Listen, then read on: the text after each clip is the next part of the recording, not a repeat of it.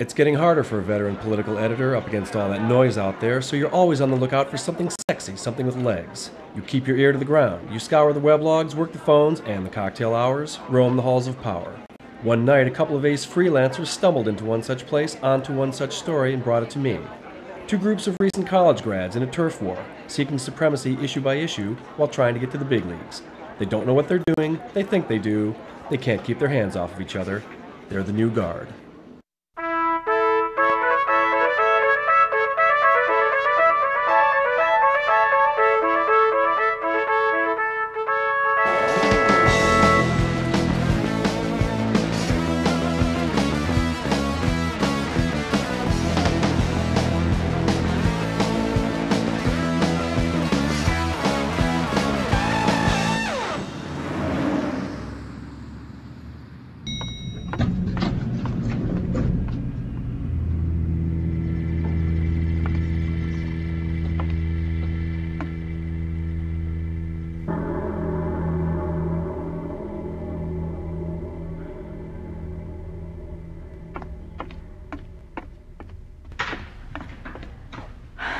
Mandatory meeting.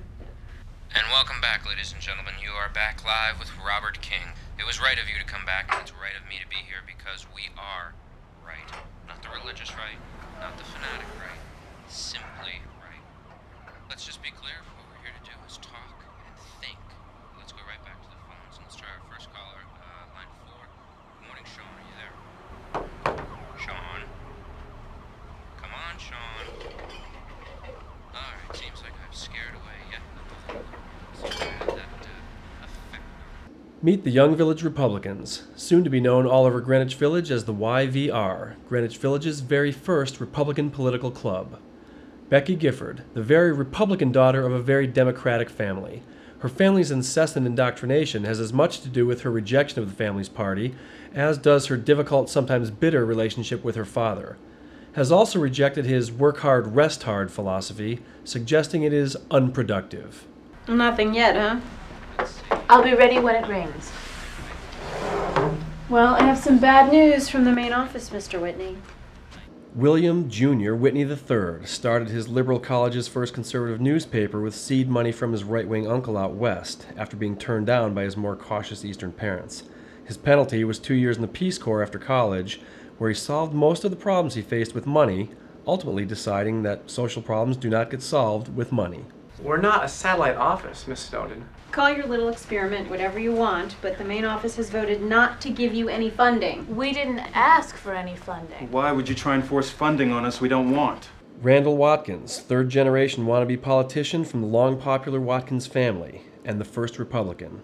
His father and uncle were former Democratic mayors and congressmen, and his sister is currently a freshman representative from the same Ohio district. The family just does not know what to do with him, and he really wants to be a congressman.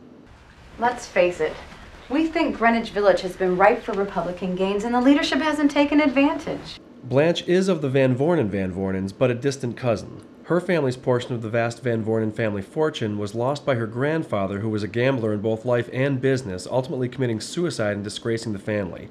Blanche, like her parents, has done her best to keep up appearances, and lately the family is creeping back into the limelight because a cousin she grew up with has gone to Congress, and she's trying to attach her wagon to this horse. We've all agreed not to criticize you publicly. Raya Mintasa. Raya came to the U.S. with her professor parents from Ghana when she was 2. Her entire political development has been based on her assumption that her parents were forced to leave because of their academic and political views, that their loss of freedom of speech was the reason. Took an interest in communications at a very early age, devising a coded system for her and her friends to communicate openly in a way that their parents would not understand.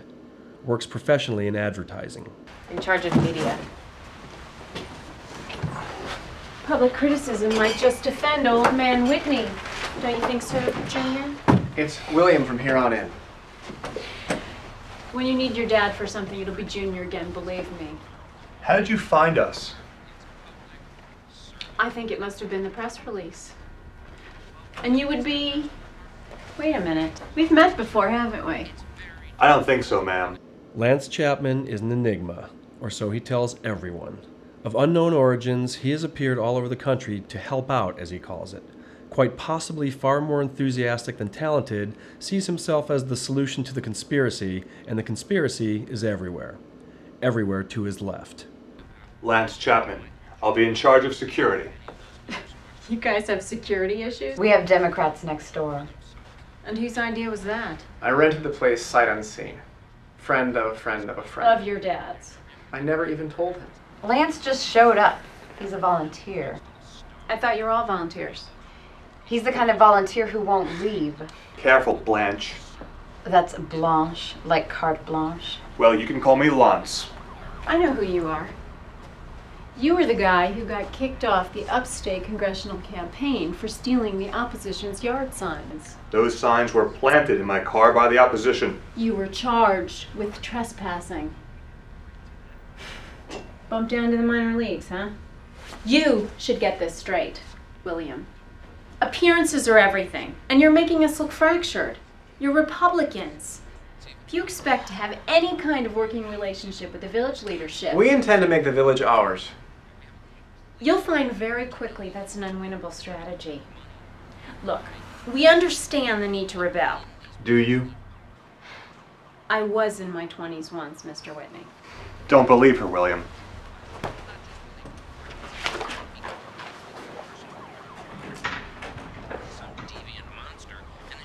Are you with this group? Meeting started a half hour ago. Who are you? More importantly, what's your specialty? My specialty? On-camera analysis. And the name's Roberta Ann Pickerington. Roberta Ann, the black sheep of a very local political dynasty, mayors and village council types in small-town Kentucky. But once she decided to hostess in the local gentlemen's club, she became utterly unelectable. Moved to New York, accent gone, determined to become a network analyst. Underrate her and you'll pay, because she understands that all politics isn't local, it's Hatfield versus McCoy. So you want to be on TV? Oh, I will be on TV. Not with a name that long, or cleavage, or midriff that exposed. This is a conservative public. You kids have a lot to learn. You know where to find me, Junior.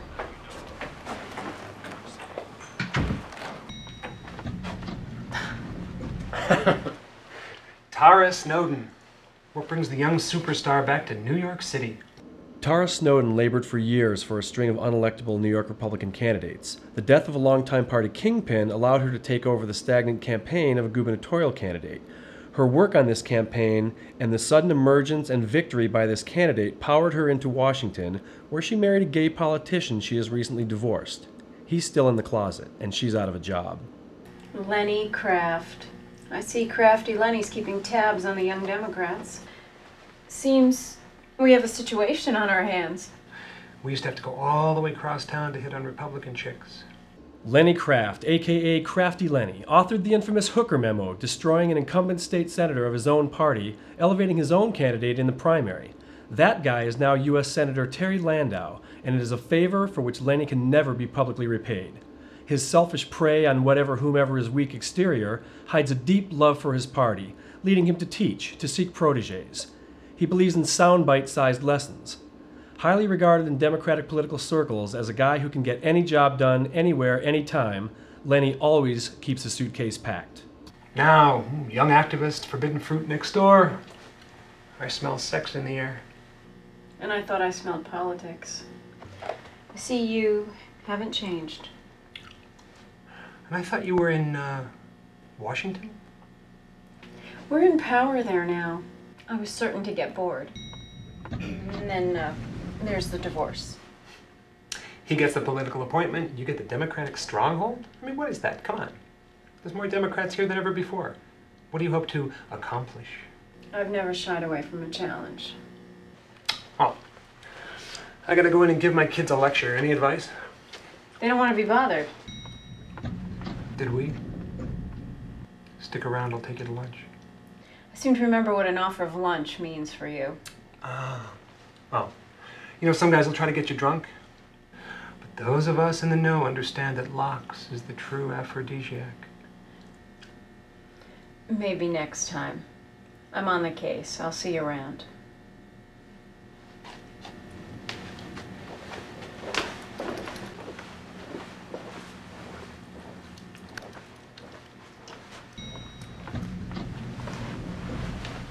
Look, let's calm down now. Debugging is not going to be necessary. Oh, you think they're here by accident? I'm sure of it. Bullshit!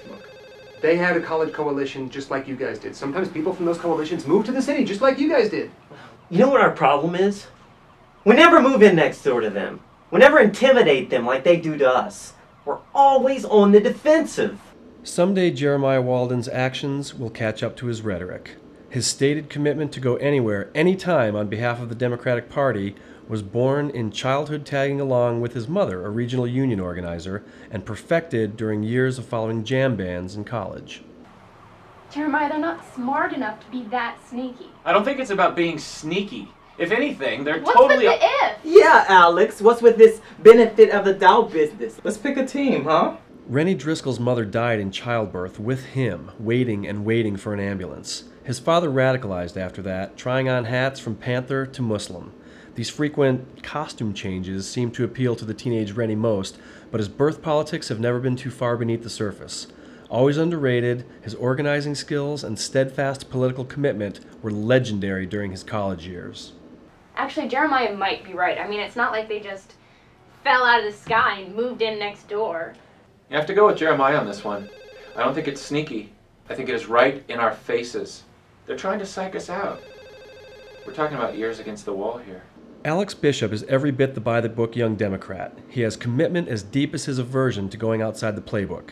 Tactically brilliant but toothless, the legacy of his disbarred attorney father haunts him.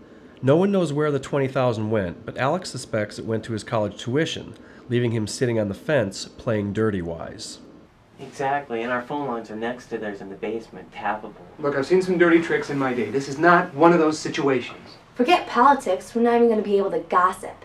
Sweet little Viola Sunnyside is the Dems' surprisingly clandestine operative. The child of fugitive hippie parents who turned themselves in on her 18th birthday, her youth was spent running from place to place, learning all of the FBI tricks along the way by learning from her parents how to recognize, identify, and avoid them, her mantra.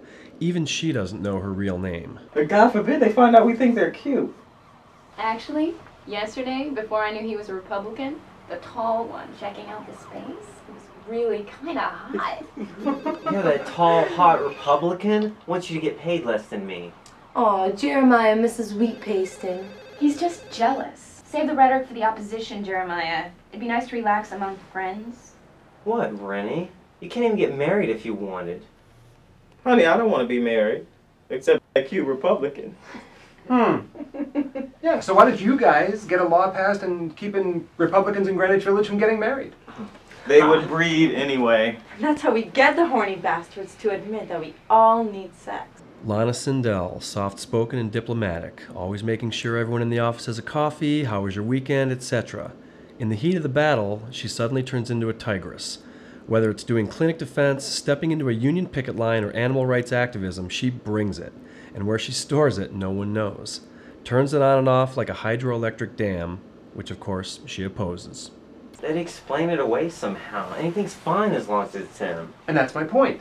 It's just a lark, but it'll get you noticed. And that's what you guys are all about, right? To get noticed. Regardless of why they're here, they can't be ignored. They're completely in our face. Now, Dolly Malone is the very Democratic daughter of a very Republican family. She quietly tolerated her family's incessant indoctrination out of love, basically gets along with her folks, and kept her personal politics throughout college to herself, enjoying continued loving relations with her parents. We'll see how it goes. Vacation's over, kiddies. This ain't about planning the prom anymore. Here we go. My, Rennie, what's the occasion? We're going on a listening tour.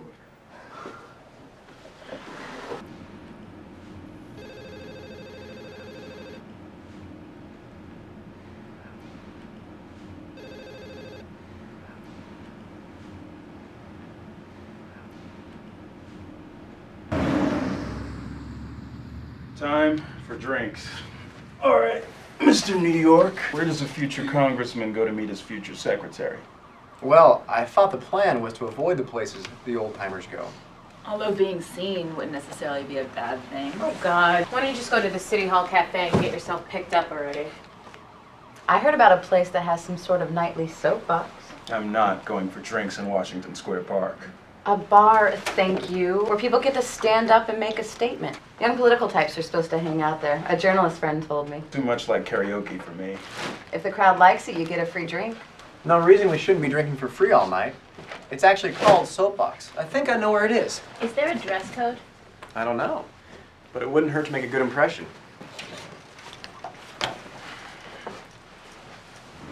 The legendary Soapbox. Since the late 50s, it's been a folk music club, a punk club, and a gay disco. The upstairs room has been a party center, a swing club, and a 9/11 supplies distribution center. Since 1994, it's been the watering hole of choice for young Democratic political wannabes. But the Soapbox is about to become multi-party.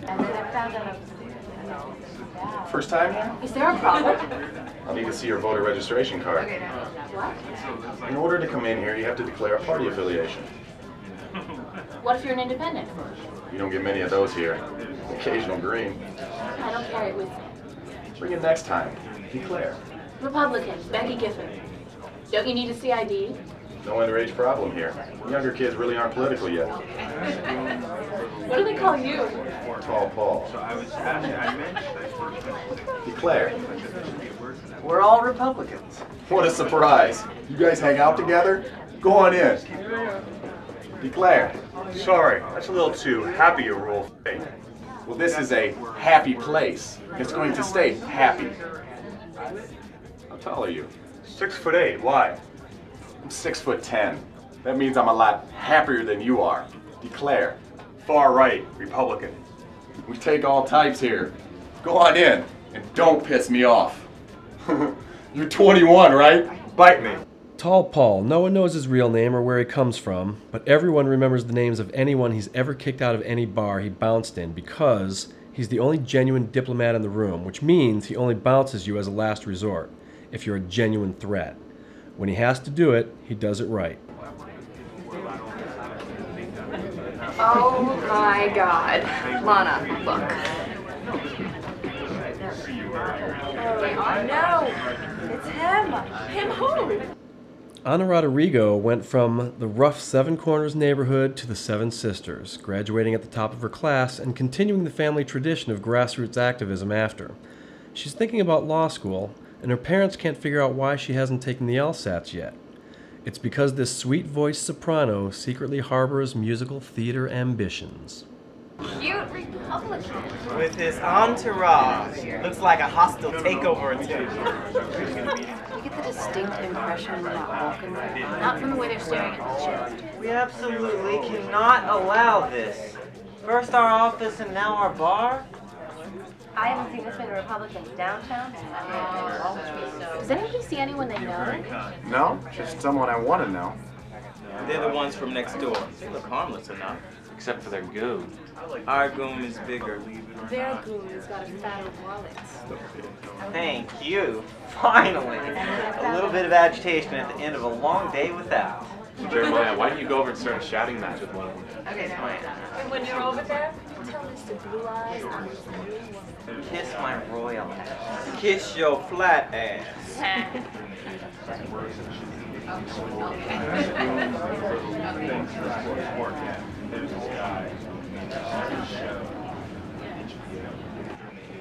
So, who's your friend? Who, my friend? The other bartender? You're gonna have to ask her yourself. Oh, thanks for nothing. Actually, you should thank me. I just saved you the embarrassment. You wouldn't even make her top 100. It sounds like any tips on the horizon. I wouldn't give her a weekly byline. Tell me about it. And tell me, please, why do we used to think freelancing was so romantic? Stu Waters has had a lot of time on his hands lately, preferring not to report on political events he considers boring and predictable. A native New Yorker who understands these things are cyclical, he's been content to wait it out, blogging with international journalist friends and doing what he does best, while his friends gather phone numbers. All right, you layabouts. I thought the writers were the drinkers. What do you want, Marion? Nothing for me yet, Angel. I guess we got to New York's one generation of political reporters too late. How about this one's on me? Gin and tonic? Rum and coke. Not real liquor, not beer. If you guys want weekly columns, you gotta learn how to throw back a real drink and throw a punch when you write. I always read my writers. You got the on the house part wrong, right? This is interesting. Large, determined-looking group of first-timers. Lefties? Man, your radar is so off.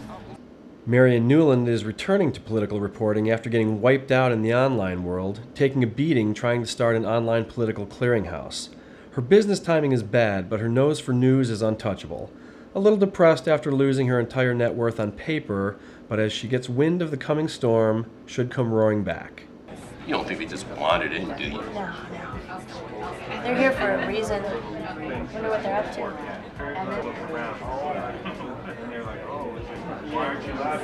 Think there's something here for us?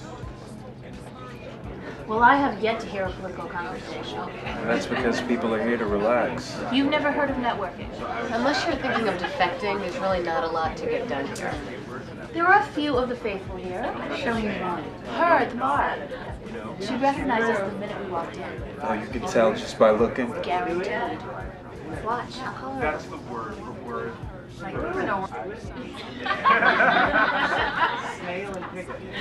Okay, I may be Going to reveal yourself? No sooner than I reveal a source.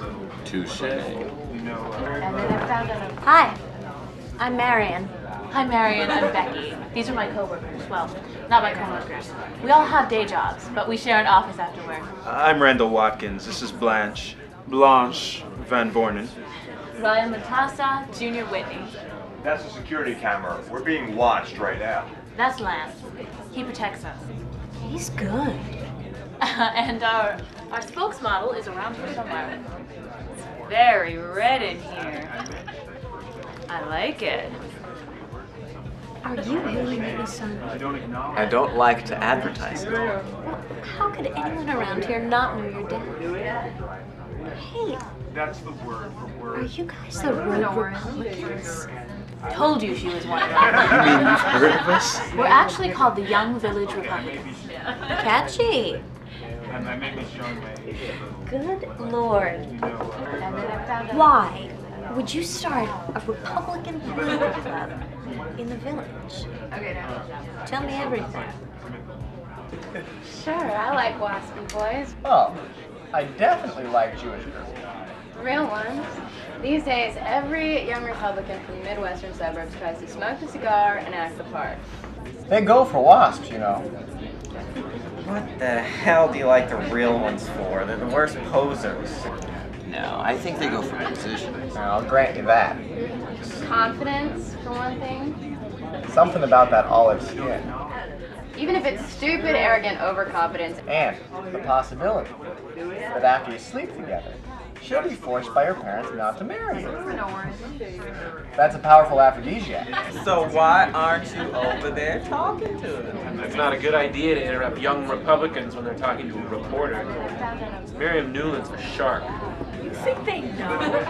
Maybe they do. Not a chance. She's over there putting their drinks on her tab. How do you know that?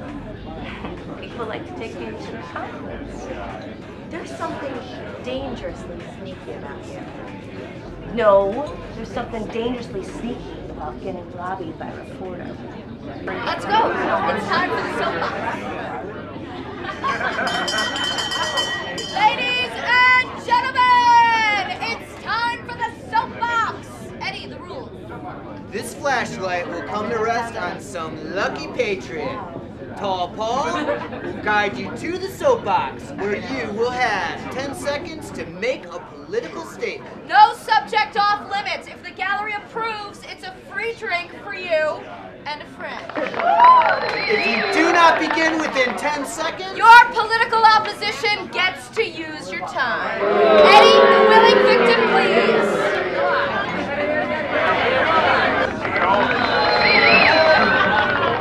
10, 9, 8, 7, 6, 5, 4, 3, 2. It wasn't Nader's fault! Whoa. Care to elaborate? It was the fault of all the smart-ass know-it-alls who thought they were cool because they didn't vote. Pulls a rabbit out of the hat, I think. We have a winner! Does she really believe that? You're not gonna believe this, but Lenny Kraft is here. Damn. Do you think he heard her? We're dead tomorrow if he did.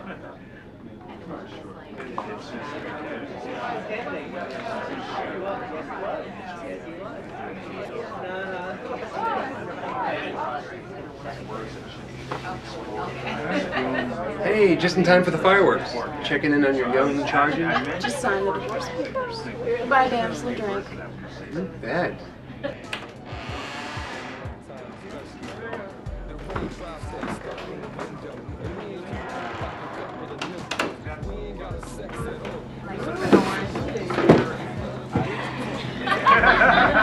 Young Village Democrat caught red-handed defending Ralph Nader, and Young Village Republicans reveal strategy for taking over Greenwich Village.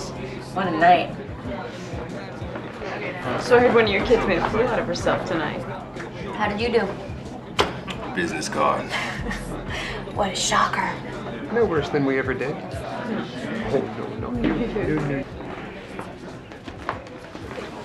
I'm Roberta Ann. Didn't you see me looking at you before? I thought you might have been, but I didn't want to assume anything. I'm Alex Bishop. You Democrats are so sweet. So, you gonna try and hook up with her later? No need. Let's go bathroom break. I love you, and you are such a pig. I have a jacuzzi in my backyard. You use it a lot? What do you mean by that? Nothing. Do you use it frequently? Oh, I thought you meant nothing. Forget it. Wish I had a jacuzzi in my backyard. Sounds like the leadership just got a jacuzzi invite. Come on. Seriously? Do I look seriously?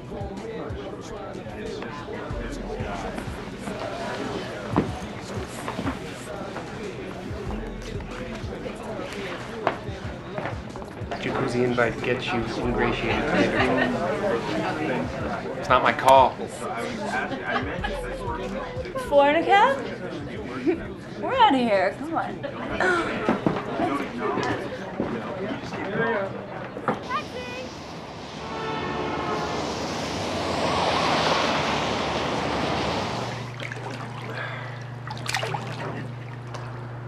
I had no idea there were hot tubs in New York City.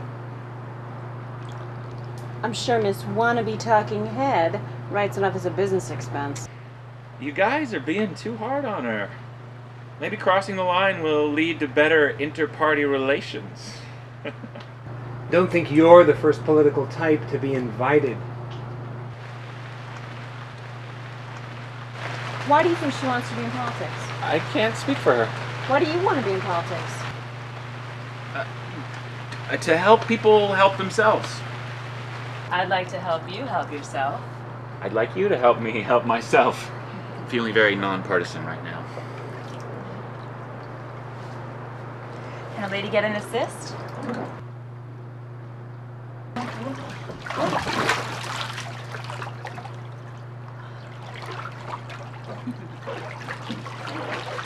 I bet if you had one of these in Washington, your husband wouldn't have left you.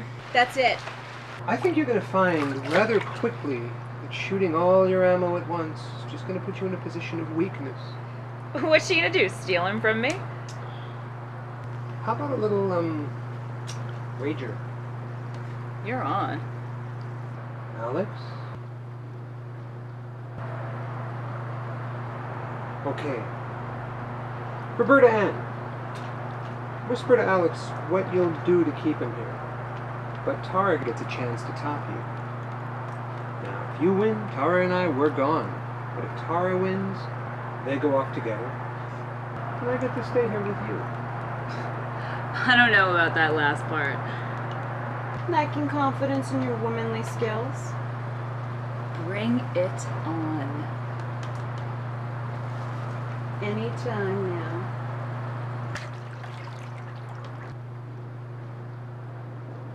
Wow.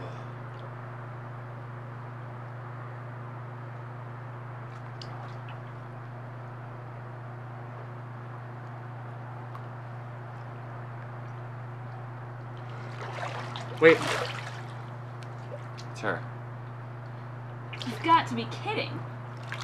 Whatever it is, I can top it. You can't top it. Because there are things that I know that you don't. One of them is politics.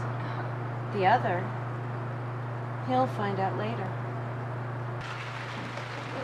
What she said would have done it on its own. Lesson number 1. Always have your votes lined up front. Can a lady get an assist?